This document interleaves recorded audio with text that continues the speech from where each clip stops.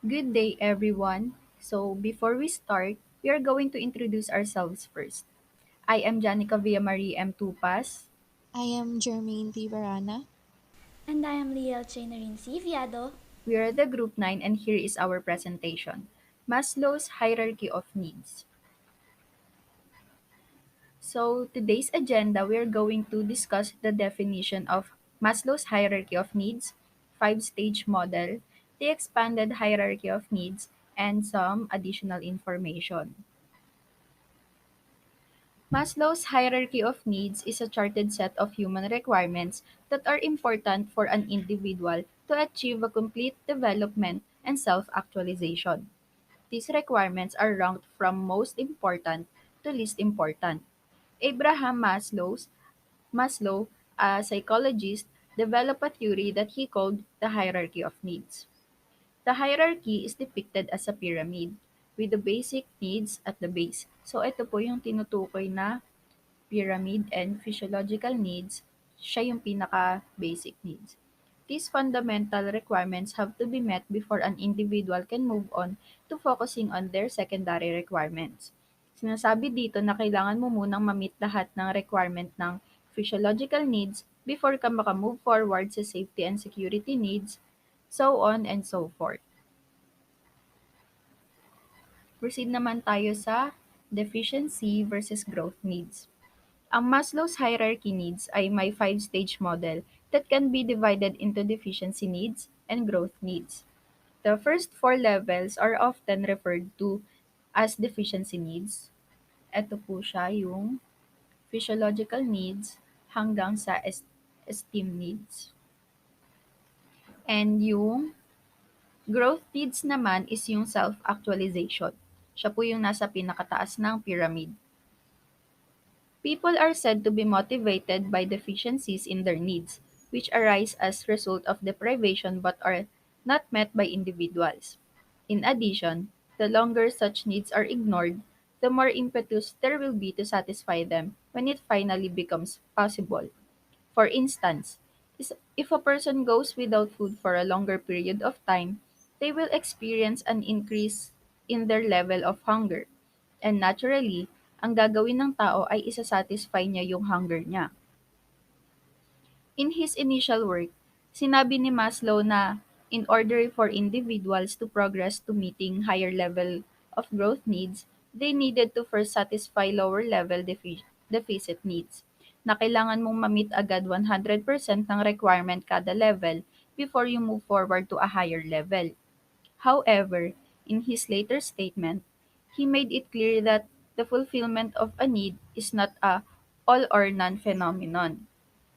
He admitted that his earlier statement may have given the false impression that a need must be satisfied 100% before the next need emerges.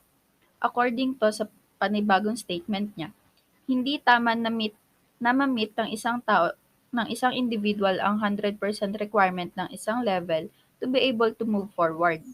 Igaya natin sa atin bilang mga estudyante.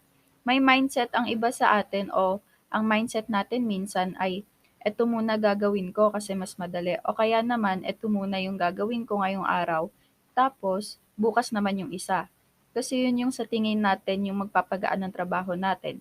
Nagkakaroon ng progress sa ganitong sitwasyon kahit gaano man kaliit yung progress.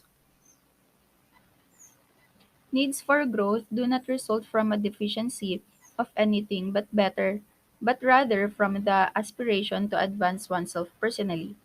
When all of these needs for development are satisfactorily met, an individual may not be able to advance to the next level, which is referred to as self-actualization.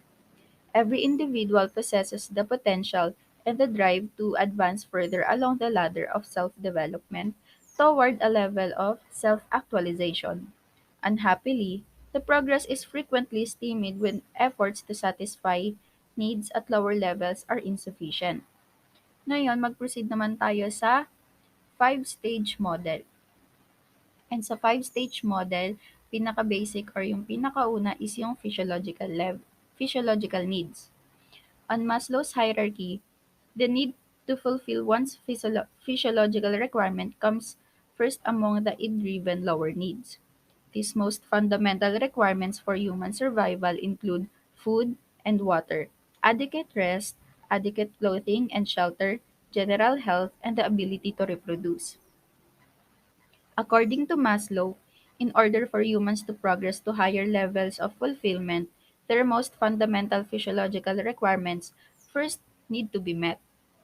So, try natin i-apply itong physiological needs sa nursing. The body's inherent drive to expand is the source of its current requirements. As a result, a new meaning has given to the word physiological. Taking care of these requirements ensure that one will live. Kahit na basic needs ang nasa physiological needs, tinuturing itong mga ito as fundamental needs upang makasurvive ang isang tao. If one does not meet their needs, it can have a negative impact on both of their physical performance and their thought process. Requires prompt intervention such as provision of food, oxygen, air, water, and shelter. Even sex may be required. So, kinakailangan din ng sex or ng coitus dahil nga pasok ang reproduction sa physiological needs. The nurses consider this to be the most urgent matter at hand, which requires their attention before anything else. I-apply natin to sa nursing care plan. Kapag na-meet mo ang requirements ng physiological needs, magkakaroon ka ng matibay na foundation to be able to move to the next level. Sa nursing care plan, kailangan mong magawa ang assessment mo ng maayos at pulido to be able to proceed sa diagnosis, then sa planning, so on and so forth. Assure overall bedside care by performing tasks such as cleaning the nasogastric tube or NGT of any obstruction to the patient's intake and output, monitoring the patient's intake and output in a timely manner, and checking the placement of IV lines. Next, safety and security needs. It is considered as the second in the lower level needs of the Maslow hierarchy of needs. It is under the basic needs category together with the physiological needs. Ibig sabihin, hindi siya ganun ka-importante. However, nagiging essential need siya if the person's survival is already at stake. So, the safety and security needs are basically the needs for the protection and stability. According to Maslow, once an individual's physiological needs are satisfied, the needs for security and safety become salient. So once na nakuha or na-fulfill na natin ang ating mga physiologic needs, doon lang natin makikita yung needs natin for our safety and security. Therefore, it is not an immediate need, but if it is not met, it may also affect the fulfillment ng physiologic needs natin. For example, hindi natin nakuha yung physiologic need natin na adequate rest, so may malaking possibility na maapektuhan yung safety natin. Therefore, hindi rin natin mapufulfill yung physiologic need natin na general health. So these needs can be fulfilled by the family or society. For example, yung emotional security and financial security natin, kayang-kaya siyang ma-fulfill ng employment or ng trabaho. Next, for the nursing application, lahat ng tao kailangan ma-fulfill ang kanilang safety and security needs, and our patient are not exempted to that. So here are some nursing practices that we can do to fulfill our patient's safety and security needs. First, preventing injuries or illnesses from occurring. Like for example, keeping the bedside rails up to avoid accident. Next, establishing security and safety. And last one, building trust between the patient and the medical staff. Kasi if they have trust to all medical staffs, they then they may feel secured, 'di ba? Next, the love and belonging needs. Love and belonging needs is considered as the last in the so-called lower level needs of the Maslow hierarchy of needs. So it is already on the third level. It is under the psychological needs category together with the self-esteem needs. Ibig sabihin, it is a need na essential sa mental health natin. Love and belonging needs are basically how people regard their social life, communities, and connection. It is also involved sa feelings of belongingness. Yung belongingness po ay yung emotional need ng isang individual para sa interpersonal relationship, affiliating, connectedness, and pagiging parte ng isang group.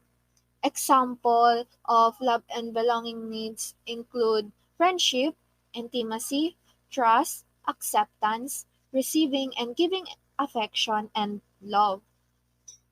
Meron ding physical and emotional intimacy na nag-range from sexual relationship to intimate emotional bonds na importante sa pag-achieve ng elevated kinship na feeling. Next, for the nursing application, ang ilan sa mga nursing practices na makatutulong para ma-fulfill ang needs na ito ay first, ensuring adequate support system are maintained and in place and preventing feelings of isolation and loneliness na magagawa natin sa simpleng pagsama at pag-alalay sa ating mga pasyente. Next, the self-esteem needs. It is considered as one of the higher need. This need is already on the fourth level, and it is also under the psychological needs category together with the love and belonging needs. So again, it is a need na essential sa mental health natin. Self-esteem needs is an ego-driven need. So ito yung mga needs that pertain to the natural desire to be accepted and valued. Self-esteem needs refers to the need to be respected and to gain self-confidence. So, ang needs na ito ay makukuha natin sa pamamagitan ng dalawang ways. First is yung esteem needs to be met on their own. These are the things na magagawa natin on our own na makakapag-fulfill ng esteem needs natin. For example, gaining control, paying bills, performing activities of daily living independently, and knowing how to read and write. Then second, esteem needs to be met by others, which is these are the things na makakapag-fulfill ng needs natin pero ibang tao yung gagawa. Like yung promotion, being seen as an inspiration, and becoming an influence. Next, for the nursing application, these are some of the things that we can do for patient for them to fulfill their esteem needs. First, promoting a sense of worthiness and acceptance. Magagawa natin ito kung i-allow natin sila na maging involved sa care plan nila. In this way, mapipil pa rin nila na may magagawa pa rin sila despite their condition. And next is building a positive outlook, tulad ng pagpapakita natin ng positive attitude towards them. In this way, magiging positive yung environment natin, hindi lang para sa patient natin, kundi para na rin sa atin. So, the last level po ng ating five-stage model is the self-actualization need. So, it is the fifth need of humans based on Maslow, and it has the highest spot in the hierarchy po. So, it describes the fulfillment of your full potential as a person. So, dito po nare-realize na isang tao yung kanyang potential, yung kanyang desire to seek personal growth, and para makakuha ng experiences in life po. So, it is a person's desire to accomplish everything that one can to become the most that one can be. So dito parang nagsistrive yung isang person to do their best and be the best version of their self po. Para pong nipupush po nila yung selves nila to the limit po. So this desire might be economically, academically, or athletically. So, for example po sa creative aspect po, pwede po tong paintings, pictures or photography po, and interventions po. Dito po parang nagsistrive po yung isang tao na magkaroon po ng best output po dun sa ginawa niya po. So, the more these needs gets fulfilled, the more the need for it grows. So, 'di ba kapag po na-push niyo na po yung self niyo through the limit, parang iisipin niyo na, "Ay, naabot ko 'tong goal na 'to, naabot ko 'tong limit na 'to. Maybe I can do more, maybe I can do better pa." Parang, tataasan niyo pa po yung, nagawa niyo na goal niyo, parang you'll desire for more po. So, for the nursing application po, um, in a healthcare setting, this need is usually observed and gauged in tertiary intervention when applied to bedside care. So, for example po, the nurses will um, feed the will of the patient in recovery by grading their performance po. Kunyari po, sasabihin po ng nurse sa patient po na nasa rehabilitation or nagre-recover po na, ay, nagawa niyo po to, you improve po in yung situation niyo po is nag-improve, yung condition niyo po is nag-improve because ginawa niyo po to. Parang nag-strive ka po para po magawa ito. So, another example po is when surgical doctor po na nagkaroon ng hand injury or like wrist injury po na nag-underwent sa isang successful occupational therapy is nakaka-operate na po again. So, parang nag-strive po yung surgical doctor na to na to do their best po para makabalik dun sa profession niya, para makabalik yung skills na meron siya dati. Another example is when a senile person still have their independence intact. So, di ba po yung senile person is yung mga makakalimutin na po, hindi na po gaanong aware sa surroundings nila. So, their independence is still intact, meaning na-fulfill pa po nila yung self-actualization needs. So, ito po is by parang iniisip nila na, "Ay, kaya kong kumain mag-isa, kaya kong tumayo mag-isa, kaya kong maglakad mag-isa, I don't need help." So, that's their independence po. So, that means that they're fulfilling their self-actualization po by doing their best po for themselves po. So, um, we can also promote self-actualization to our patients as nurses by supporting an environment that improves one's wellness through hope, growth, and spirituality. So, as nurses po kailangan din po nating i-build po yung environment kung saan po kaya pong mag-thrive ng ating patients po na to do their best para po ma-motivate po sila. So let's now move on to the next topic, which is the expanded hierarchy of needs. So ano nga po ba itong expanded hierarchy of needs?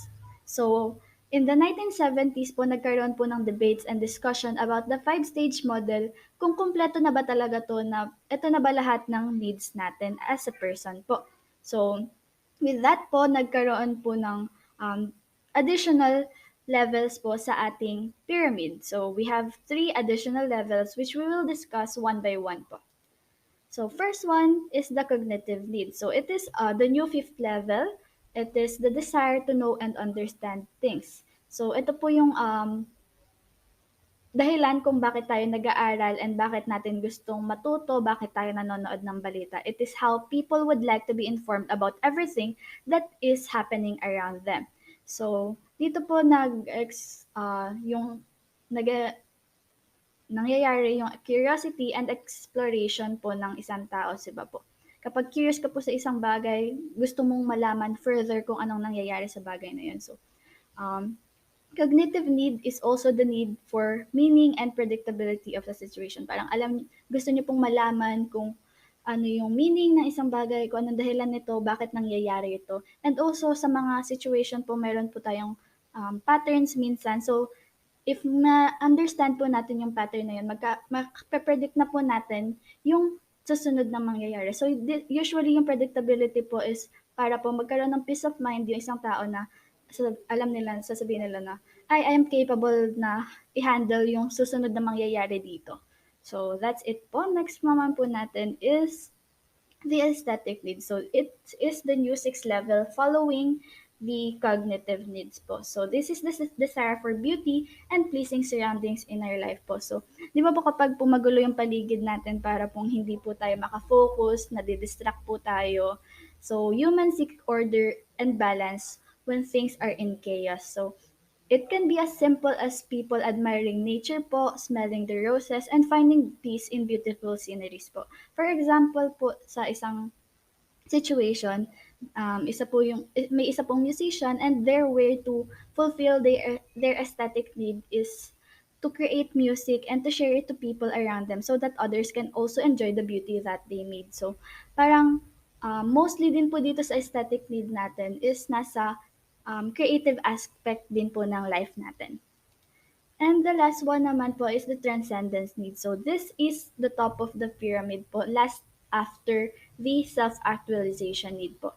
So it is the desire to move beyond oneself and their selfish needs. So ito po yung desire ng isang tao tumulong sa kapwa nila para mapabuti po yung kapwa nila. Dito po natin makikita yung virtues such as compassion, sympathy, and empathy po. So dito po willing po yung isang tao to take their time and effort to try and really help people. So Maslow stated that this level can only be met once a person has truly satisfied all of their lower needs, which are yung pito po na nasa baba ng transcendence needs po. So, yun nga po sinasabi naman po ng mga tao na kapag kulang pa po yung needs nyo, ano pa pong maibibigay nyo sa iba. So, syempre po, kailangan nyo po munang buuin yung sarili nyo po, i-fulfill nyo po lahat ng needs nyo, bago po kayo makapagbigay sa ibang tao.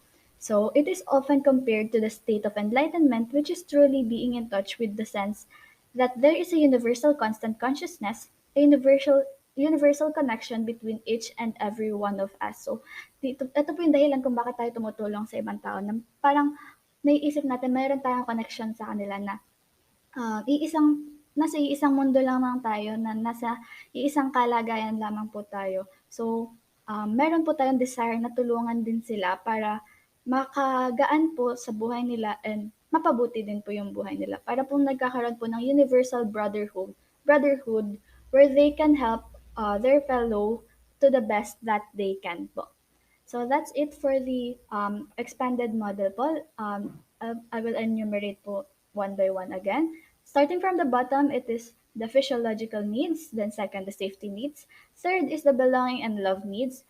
Fourth is the esteem needs. Fifth is the cognitive needs. Sixth is the aesthetic needs. Seventh is the self-actualization need. And eighth and the last level po is the transcendence needs. So that's it for the expanded model. Let's move on po sa next topic naman po. So next, for additional information, for sure may iba sa inyo ang nagwo-wonder bakit naka-pyramid shape ang Maslow hierarchy of need. So bakit nga ba? Why is the hierarchy shaped like a pyramid?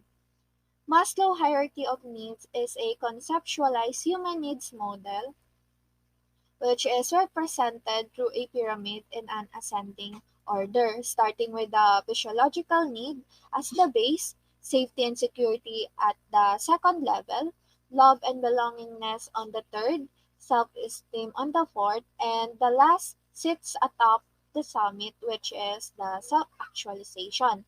The pyramid is based on the idea that certain basic needs must be met before individuals can progress up the hierarchy to more complex needs.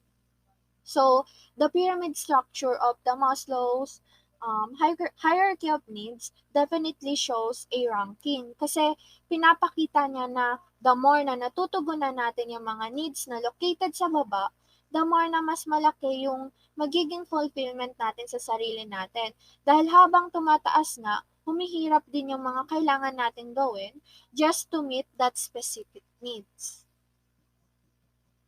We have here an NCLEX question example.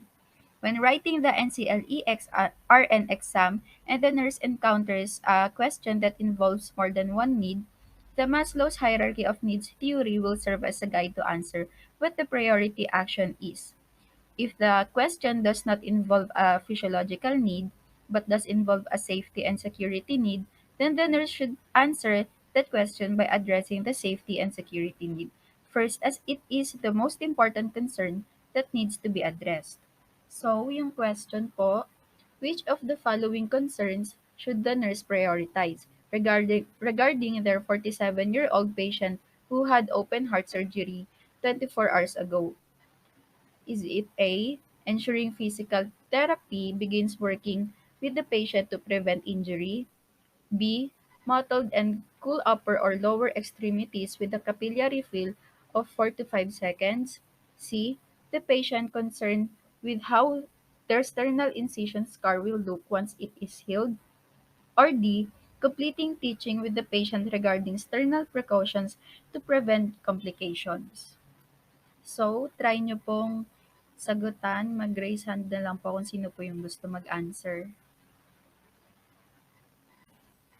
Okay po, so, yung correct answer is letter B. The nurse should prioritize the concern of mottled and cool upper or lower extremities with the capillary refill of 4 to 5 seconds, as this involves a basic physiological need demonstrating possible compromised perfusion and a possible complication related to the patient's cardiovascular system. Remember na this question is about Maslow's hierarchy of needs, and ang rule ay unahin munang i-address ang basic needs. Using the Maslow's hierarchy of needs, the nurse is able to prioritize the concern that is related to a basic physiological need first. The answers are incorrect, as ensuring physical therapy begins working with the patient to prevent injury involves safety and security. The patient's concern with how sternal incision scar will look once it is healed involves self-esteem, which is yung pang-apat po na stage stage ng model, and completing teaching with the patient regarding sternal precautions to prevent complications involves safety and security din. So, ang tamang answer po is letter B. Yun lang po yung report namin, and here is our references. Thank you for listening. Thank you po.